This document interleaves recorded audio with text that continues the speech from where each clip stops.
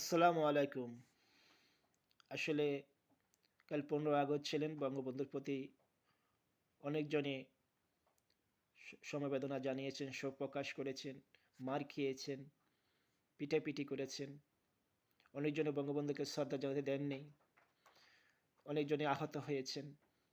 আমি তাদের পরিবারের সকলের প্রতি যারা আহত হয়েছেন, কষ্ট করেছেন, তাদের কাছে আমি কৃতজ্ঞতা।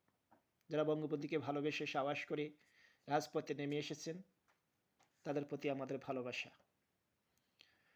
কিন্তু গতকাল একটা রিক্সা চালক ভাইকে যে অপমান করেছে, এটা নিজের টাকা দিয়ে, সে একটা সারাদিন রিক্সা চালিয়ে নিজের টাকা দিয়ে একটা ফুল কিনেছে।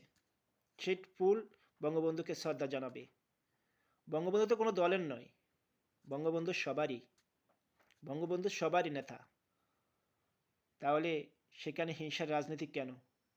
বঙ্গবন্ধু সবাই ভালোবাসতে পারে।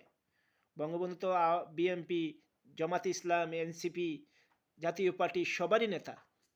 বঙ্গবন্ধু তো সবার উপরে। তাহলে সবাই তো শ্রদ্ধা জানাবে, বঙ্গবন্ধুকে ভালোবাসে, এটা একটি সবারই দায়িত্ব। তো ওই রিক্সা চালক ভাইটাকে সসম্মানে তাকে মুক্তি দেওয়া হোক এবং তার যে ক্ষতি হয়েছে সেই ক্ষতিটা পুরিয়ে দিক যারা তার যে ক্ষতিটা করেছে।